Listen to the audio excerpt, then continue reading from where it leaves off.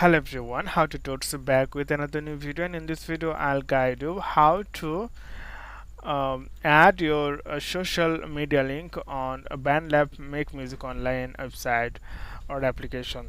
So you can see this is the interface of BandLab account. So what you need to do, you need to click your profile icon, it's called profile settings, and then click the settings option. You can see, then scroll down, then here you'll get couple of options, like you can add your social link like Instagram, Airbit and TikTok. So if you click the right arrow, then if your account is logged in on this browser, then you can just click allow. Okay, let me show you. So I'm just going to click the arrow, then I already logged in my Instagram account, that's why they said you have to allow. So I'm just going to allow, and profile information required, so just allow. You have to allow all the things, it means authorized.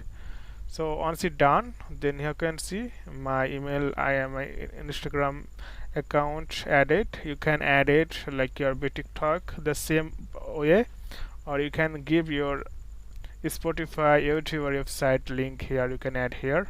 You have to copy the link and paste it here, and once you're done, then click this update.